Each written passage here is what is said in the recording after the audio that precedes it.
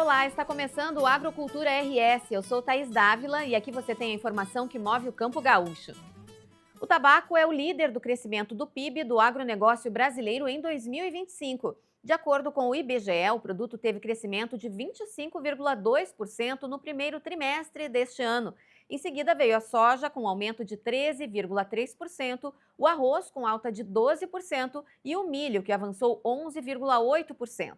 Atualmente, o agronegócio responde por cerca de 6% do PIB brasileiro, quando se considera apenas a produção. No entanto, ao incluir atividades associadas como indústria, comércio e serviços, esse percentual sobe para 23%, conforme estimativas da Confederação da Agricultura e Pecuária do Brasil.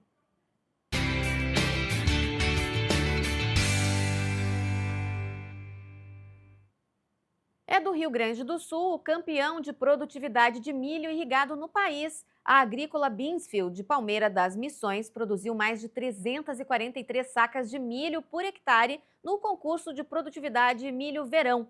O concurso é promovido pelo Grupo Tático de Aumento de Produtividade, o GETAP. Esse resultado mostra a importância da irrigação, especialmente pelo fato de o estado ter registrado esse ano mais um episódio de estiagem. Vamos conhecer mais sobre o concurso e o trabalho realizado pelo GETAP com o curador do grupo e CEO da Celeris, Anderson Galvão. Tudo bem, Anderson? Tudo bem, bom dia, Thaís. Bom, vamos explicar um pouquinho sobre o Grupo Tático de Aumento de Produtividade. O milho é uma cultura desafiadora, especialmente aqui no Rio Grande do Sul, né, Anderson? Como é que você vê esse resultado alcançado pelo produtor de Palmeira das Missões? Bom, Thaís, primeiro, bom dia a todos que nos assistem aí no Rio Grande, aí no Sul. Acho que então, antes de falar da própria produtividade que a Agrícola Binsfield teve nesse ano, falar um pouco da história do GETAP, né? A gente identificou a necessidade de trazer para a discussão a pauta da produtividade do milho, seja na safra do verão, seja na safra de inverno. Por quê? Com as mudanças que aconteceram, que estão acontecendo no mercado brasileiro de milho, as exportações que cresceram, se tornaram super relevantes, o surgimento da indústria do etanol, até o próprio Rio Grande do Sul, muito em breve já vai ter produção de etanol base cereais, ou seja, se a gente não tiver, ou de forma consistente, um aumento de produtividade, em algum momento o Brasil passaria a ter problemas de disponibilidade de milho. E olhando especificamente para a região sul, mais no detalhe para o próprio Rio Grande, essa já é uma região que ela já é deficitária, ela tem que trazer milho de outras regiões do Brasil para suprir seu quadro de abastecimento. E nesse contexto, então, a gente desenhou o projeto GETAP exatamente para identificar, divulgar e prestigiar agricultores como a Agrícola Binsfield, que a gente fala que esses agricultores eles estão na vanguarda da tecnologia, eles estão na vanguarda da produtividade do milho e mostrar aos demais agricultores caminhos, direções de manejo, de gestão, de tecnologia que permite esse nível de produtividade. Pois é, e quem compõe o grupo? Como é que ele se estabeleceu e de que forma são colhidas e divulgadas as informações que podem ajudar os produtores? O GETAP, ele está organizado, estruturado da seguinte forma. Primeiro, o alicerce do projeto é um concurso de produtividade e a gente divide por razões óbvias entre verão e inverno e em cada uma dessas safras entre sequeiro e irrigado. Deste concurso de produtividade, são selecionados os agricultores com os destaques de produtividade nas diferentes regiões. Nesse ano, agora na safra 24-25, com o crescimento do número de campos inscritos e auditados, pela primeira vez a gente já passou a fazer uma regionalização desses concursos. Por quê? Eu não posso comparar a produtividade de um agricultor do Planalto Gaúcho, pensando em safra verão, com um agricultor do oeste da Bahia. São condições produtivas totalmente distintas. Então, dessa forma que é organizado o GETAP. E aí, a partir do resultado da produtividade, a gente vai detalhar, divulgar e descrever os temas do manejo. Qual material, qual o híbrido que foi cultivado, qual a data do plantio, qual a população, qual o manejo de nutrição foi feito nesses campos. Tudo isso para traduzir e transferir esse conhecimento para outros agricultores Brasil afora, através das plataformas do GETAP, seja no YouTube, seja no site, seja nas mídias sociais. Agora, Anderson, o pessoal escolhe normalmente para participar de um concurso o seu melhor talhão, sua melhor área, geralmente a mais produtiva, e faz ali o estado da arte da plantação com todos os manejos necessários. Em que medida isso se aplica num concurso? O que se aplica no concurso é possível e realizável na vida real, no dia a dia do produtor? Super importante esse ponto, Thaís.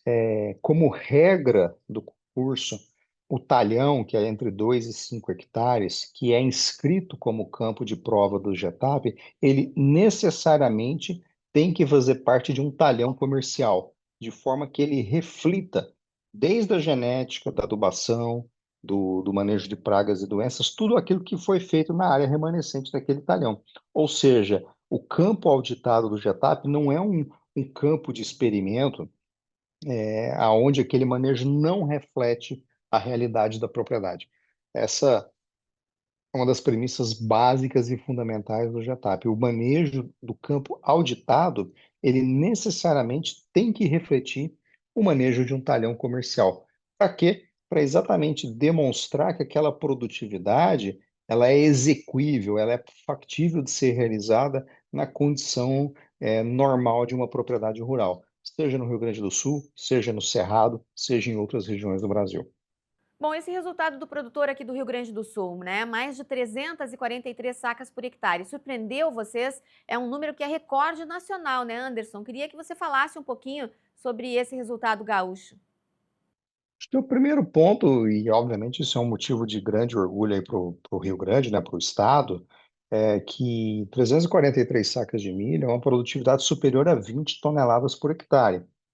Esse potencial, essa produtividade efetiva, é produtividade comparada com Iowa, com Illinois, com Missouri nos Estados Unidos, que é tido como o próprio nome chama, né, Corn Belt, né, o cinturão do milho americano. Então, acho que o primeiro ponto é o seguinte: é, esses níveis de produtividade, inclusive do agricultor gaúcho, coloca o estado em condição de liderança numa escala de referência global. Primeiro ponto. Agora, o segundo ponto, que eu diria talvez até mais importante, é pensar o seguinte: a gente acompanha aí regularmente, não só no GETAP, mas na própria consultoria, as dores, o desafio que o agricultor gaúcho tem vivido anos seguidos, ora com estiagem, ora com excesso de chuvas. Mas pensando exatamente no tema da estiagem, a irrigação, ela passa a ser, na nossa visão, olhando para o Rio Grande, ela passa a ser uma ferramenta realmente de seguro de produção. Porque esse ano mesmo, com falta de chuva no período de safra, muitos dos agricultores gaúchos sofreram, e como não é um único ano de problema, já são alguns anos de problema, ao ponto, inclusive, de comprometer a saúde financeira e econômica dessas propriedades aí no estado. Então, o resultado de 343 sacas de milho por hectare da Agrícola Binsfeld num campo irrigado torna claro a importância da tecnologia e, nesse caso em especial, da irrigação como um seguro para os riscos e para a incerteza climática. Aqui no Rio Grande do Sul, eu ouso dizer que não é nenhuma incerteza climática, está se tornando uma certeza de Verdade. problema climático. Bom, a gente estava falando sobre a realidade do produtor, as práticas que ele usa. Essa relação do investimento versus a produtividade final, como é que funciona? Porque o milho é uma cultura mais cara de produzir, né, Anderson? Thaís, o tema do. E é super importante também essa sua pergunta, porque a gente vai para uma safra 25, 26, e no caso específico do Rio Grande do Sul, uma safra que o agricultor já entra, vamos chamar assim, desgastado, exaurido dos seus recursos.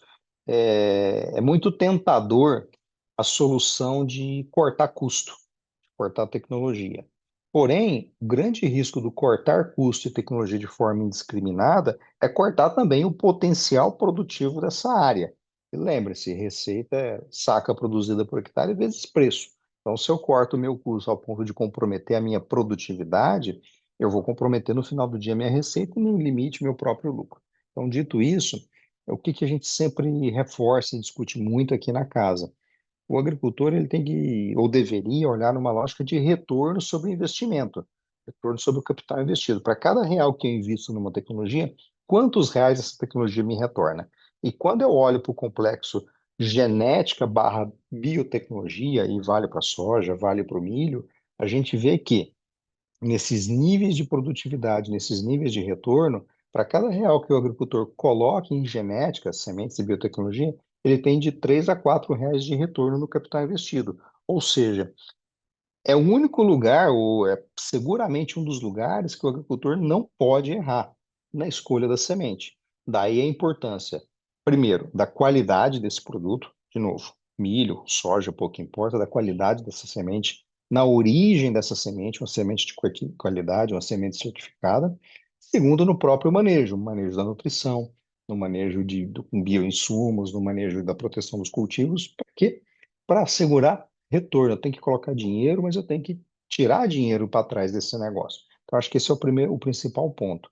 O que a gente tem visto ao longo dos anos é que estas tecnologias eficientes, elas têm entregado para cada um real de 2, 3, até 4 reais por real investido, o que é, sob uma lógica de retorno, bastante atrativo. E a gente leva em conta a situação do produtor gaúcho hoje em relação a essas questões de endividamento e tal, mas esse retorno pode fazer a diferença e até, quem sabe, reduzir um pouco esse déficit que o Rio Grande do Sul tem, especialmente em relação à produção de proteína animal. Isso, sim, não preciso dizer aqui a importância até cultural da produção gaúcha de aves, suínos, leite. E já há alguns anos o estado é um importador de milho. No passado, já começo a dizer até distante, você tinha um Mato Grosso que era altamente superavitário de milho e ele acabava garantindo tranquilidade de abastecimento para o sul e para o sudeste brasileiro, incluindo aqui o próprio Rio Grande do Sul. Porém, a indústria de proteína animal gaúcha, ela tem que, ou deveria ter em mente que, primeiro, o surgimento dos corredores de exportação pelo Arco Norte, pelo Rio Madeira, pelo Porto de Barcarena, Itacoatiara e outros, faz com que esse milho que antes descia, agora ele já vai embora direto para o mercado externo pelo corredor de exportação norte. Mudança Nossa. já estrutural muito importante. O segundo ponto de mudança é o surgimento de forma muito robusta da indústria do etanol de cereais, em especial tendo o milho como matéria-prima. Isso significa dizer o seguinte, que esse milho que se transforma em etanol, ele não vai nem para o norte nem para o sul, ele é esmagado, ele é processado localmente, em Sorriso, em Sinop, em Lucas do Rio Verde, em Primavera, nas diferentes cidades aí, e tem plantas de processamento de milho em etanol.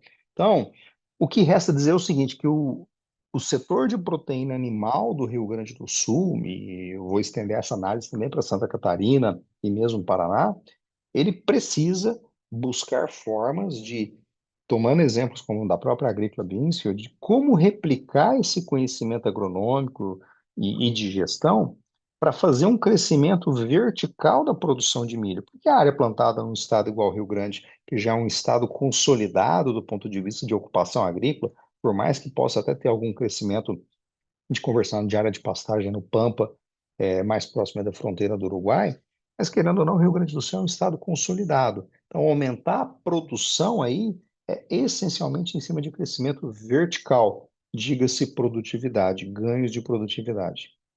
Bom, você falou que o concurso está dividido entre safra de verão e safra de inverno. O Rio Grande do Sul não entra nessa segunda etapa. Você vê espaço para que isso possa acontecer em algum momento, alguma mudança de tecnologia que permita isso aqui no Rio Grande do Sul também? Olha, Thaís, aqui é um tema realmente vinculado à característica climática da região sul, em especial o Rio Grande do Sul, e da característica da planta do milho. Então, a gente vislumbrar uma segunda safra de milho, no Rio Grande do Sul, a exemplo que a gente vê em Mato Grosso, Goiás, Mato Grosso do Sul, até mesmo no Paraná, eu acho pouquíssimo provável por essa característica. Primeiro, do clima no sul do Brasil, segundo da própria genética da planta de milho. O que eu ouso é dizer que a gente tem a oportunidade no Rio Grande do Sul numa segunda safra inversa, é que na prática isso já acontece em algumas regiões do estado, Sim. onde o agricultor planta milho primeiro, o milho plantado já em agosto, setembro, colhe esse milho e planta uma soja. Então, eu diria que no Rio Grande do Sul, a depender de condições micro-regionais, existe sim a oportunidade para essa safrinha invertida. Planta o milho, a segunda safra passa a ser soja, enquanto que no Cerrado a primeira safra é soja e a segunda safra é milho. Mas aqui, de novo, não é uma solução que atende o estado inteiro, não é uma solução que atende todos os agricultores gaúchos. E há quem diga que essa segunda safra invertida pudesse ser uma redução, pelo menos nesse déficit, né? A considerar as regiões possíveis de se fazer isso. Exatamente, não só a redução desse déficit, mas também algo que a gente discute bastante, Thais, é que o ativo terra é o item mais importante no balanço de um agricultor, é o item mais caro, seja a terra própria, seja a terra arrendada. Então, numa região qualquer do Brasil, onde o regime de chuva e ou temperatura permite uma segunda safra, o agricultor não pode se dar ao luxo de fazer essa segunda safra. Se é milho, se é soja, se é algodão, dependendo da região do Brasil, ou se é a cultura de inverno, ele tem que fazer. Por quê? Para compensar o elevadíssimo custo de oportunidade da terra, seja ela própria, seja ela terra arrendada. Bom, Anderson, a gente não podia deixar de aproveitar a tua presença aqui no programa para falar um pouquinho sobre as perspectivas. A gente tem a agricultura brasileira muito suscetível a todas as questões mundiais, seja pelo comércio das próprias commodities ou pela necessidade de compra de insumos para o agronegócio. O que você diz para o produtor brasileiro, especialmente o gaúcho, nesse momento? O que ele precisa ficar atento e observar nessa conjuntura mundial? Bom, acho que o momento, e pensando já no planejamento e na execução da safra 25, 26, é imaginar o seguinte: primeiro, certeza geopolítica. Certeza geopolítica é parte do jogo, né? Então, agora mesmo, esse conflito Irã com Israel e a entrada dos Estados Unidos no circuito trouxe um momento de incerteza, principalmente no custo do fertilizante e, mais precisamente, do nitrogenado. Então, isso tudo traz elementos de incerteza num momento onde o preço de boa parte das commodities, incluindo a soja e o milho, eles estão bem aquém do que teve lá no auge da pandemia, quando, por vários motivos, a soja e o milho em Chicago, como referência, chegou a valores muito elevados. Dito isso, com o fim desse super ciclo de alta das commodities de 20 até 22, e agora a agricultura brasileira de volta, eu diria, num ciclo de recomendação, qual é a grande recomendação que a gente tem dado aqui para os clientes na casa, e para quem nos ouve aí também nas entrevistas? Muito cuidado, muito planejamento com custo, mas principalmente também na trava e na garantia de fixar receitas em reais. Por que receitas em reais? Porque lembre-se, no final de 2024, a taxa de câmbio no Brasil chegou a 6,30. Agora, poucos dias, voltamos a trabalhar no patamar de 5,50. E há bancos e há empresas mais especializadas no tema financeiro apontando para uma taxa de câmbio no final do ano mais para 5,20, 5,30 que para 5,50. Ou seja, esse momento de mudança de patamar de taxa de câmbio ele vai impactar e ele impacta diretamente na geração de caixa do agricultor. De tal forma que, em muitas ocasiões, em eventos, em palestras, eu falo que o agricultor que produz soja, milho, algodão e outros produtos exportáveis, na verdade, ele está num negócio de câmbio e não num negócio agrícola. Então, minha recomendação final é muita atenção para garantir receita em reais no decorrer do 25 e no decorrer de 2026. Perfeito, ótima dica. Obrigada, Anderson Galvão, que é CEO da Celeris e curador do GETAP. Obrigada pela participação. Um abraço. Um bom dia a todos. Obrigada. O Agrocultura RS faz um intervalo e em seguidinho a gente volta com outras informações. Até já.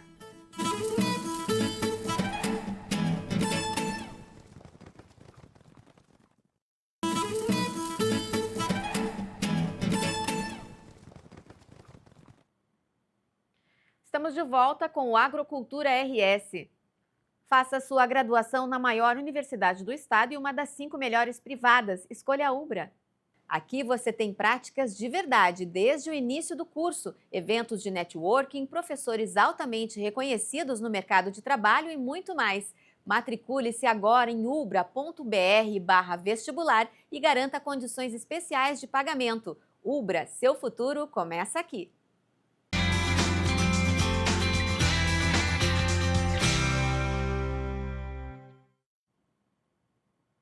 Quinta-feira é dia de falar sobre direito no campo com o advogado especialista em direito do agronegócio, Francisco Torma. Torma, semana que vem teremos o anúncio do tão esperado Plano Safra. Tudo bem por aí? Oi, Thaís, tudo certo? Pois é, ao que tudo indica, no dia 30 de julho, na semana que vem, teremos o anúncio do Plano Safra do período 2025-2026, 30 de junho exatamente a metade do ano, é exatamente quando encerra junho e começa julho a metade do ano, por isso que o Plano Safra tem exatamente o período de um ano, porque ele vai de metade de um ano até metade do outro ano. E sim, para quem posta no Instagram, quando começa junho, que está celebrando a metade do ano, não, a metade do ano não é no início de junho, a metade do ano acontece exatamente no finalzinho de junho, início de julho, exatamente a época do nosso estimado Plano Safra, que vai, como eu já disse, regulamentar como é que se aplica crédito rural nesse país, nesse período de um ano que vai exatamente agora da nossa entre-safra, né? Esse intervalo do inverno, que estamos exatamente no entre-safra de verão, que aconteceu em 25, para a safra de verão 26. Vamos lá, o que nós temos a falar sobre o Plano Safra? Por enquanto, especulações. Agora, olha só, faltam poucos dias para o anúncio do Plano Safra e nós estamos ainda especulando, porque o pior de tudo, o governo federal ainda está montando o Plano Safra e tentando descobrir de onde é que vai vir os recursos para fazer o Plano Safra. Olha, preocupação que eu tenho, várias delas, mas uma preocupação importante é a questão do volume de recursos. Por quê? Porque sempre o Plano Safra que é anunciado, ele é sempre o maior da história, porque ele é sempre maior do que o Plano Safra que teve no ano anterior. Pelo menos para compor o prejuízo da inflação, porque afinal de contas os insumos agrícolas ficam muito mais caros de um ano para outro. E nós temos duas correntes hoje em Brasília. Tem uma corrente que diz que o Plano Safra vai beirar os 600 bilhões de reais, o que de fato seria o maior Plano Safra da história, porque seria maior que o do ano passado, que foi 470 e poucos bilhões de reais, mas a corrente que está mais adequada e mais substanciada nos fatos nos indica que, na verdade, o Plano Safra tende a ser o mesmo valor do ano passado, ou seja, pela primeira vez na história teríamos um Plano Safra que não seria o maior Plano Safra da história. E isso significa, na prática, que o Plano Safra diminui o valor, porque, como eu já disse, ele precisaria pelo menos compor a inflação do período. E se o Plano Safra não vai crescer num volume suficiente para pelo menos compensar essa inflação do período, na verdade ele vai diminuir, ele vai encolher. E provavelmente é isso que vai acontecer, pelo que nós vemos da análise dos especialistas que estão lá em Brasília. Eles nos alertam que talvez o Plano Safra não seja o maior Plano Safra da história. Ou o Plano Safra, que na verdade precisamos sempre entender a origem dos recursos, porque muitas pessoas ainda acham que o Plano Safra é dinheiro do Tesouro, do Caixa da União, que o presidente da República vai abrir o Caixa da União, que é composto pela arrecadação de impostos, e vai tirar dali dinheiro e dar para o agricultor. Primeiro, ele não dá nada para o agricultor. O Plano Safra são empréstimos que vão ser pagos com juros, juros controlados, obviamente, mas com juros, ou seja, nada é dado de graça. E segundo, o Plano Safra não vem dos cofres do Tesouro Nacional. O Plano Safra tem várias origens de recurso, seja o compulsório, seja a poupança rural, seja os títulos de LCA que as instituições financeiras comercializam no mercado, mas é fato que o Plano Safra não é feito com recursos públicos, exceto um percentualzinho muito pequeno que é usado para equalizar juros de algumas modalidades de financiamento, principalmente para pequenos agricultores, para pronafianos, para produtores que precisam do juro mais reduzido. E naquele período, exatamente naquela situação em que o banco precisa buscar recursos no mercado, e nós temos uma Selic a 15% hoje em dia, e isso é uma preocupação do Plano Safra. Então nós temos uma Selic muito alta, o banco pega esse dinheiro no mercado, pelo menos 15%, e aí na sequência ele precisa emprestar para o seu João, que planta cenoura ali no interior, a 6%, nós temos uma diferença. É esta a diferença que nós usamos recursos do Tesouro Nacional para equalizar, para conseguir que o seu João tenha um juro mais reduzido. Portanto, mais ou menos aí 3% do valor do Plano Safra efetivamente sai do Tesouro Nacional para diminuir o juro do seu João. O resto é tudo dinheiro do banco, dinheiro do mercado, dinheiro dos compulsórios, dinheiro da LCA, dinheiro que não passa pelo poder público. O que o governo faz, então, basicamente, com o Plano Safra? Anúncio. Ele adora fazer o anúncio e dizer que estamos tendo o maior Plano Safra da história. Um belo marketing para o governo, para qualquer governo que já passou por esse país. Então nós teremos talvez um Plano Safra aí limitado a 475 bi, que seria mais ou menos o valor do ano passado. Talvez seja maior, mas precisamos aguardar, tudo indica que não vai ser maior. Agora, me preocupa uma outra questão que nós discutimos nessa semana, que é o bloqueio do prêmio de subvenção ao seguro rural. Programa de subvenção ao prêmio do seguro rural. Isso, que na verdade é aquele dinheiro que o governo coloca para diminuir o valor do custo do seguro rural para o agricultor. Tivemos um bloqueio na semana passada de parte desse valor, então não podemos, lamentavelmente, não temos muita expectativa quanto a um programa de subvenção ao prêmio de seguro rural robusto nesse plano safra que está por vir. Enfim, aguardamos mais notícias e na semana que vem certamente vamos estar aqui discutindo efetivamente o que tivemos de lançamento do plano safra, quais são os juros, quais são as modalidades e tudo mais que vai acontecer nesse lançamento lá em Brasília. Até a semana que vem! Valeu, Torma. Até a semana que vem. O Agrocultura RS de hoje fica por aqui. A gente volta amanhã. Até lá.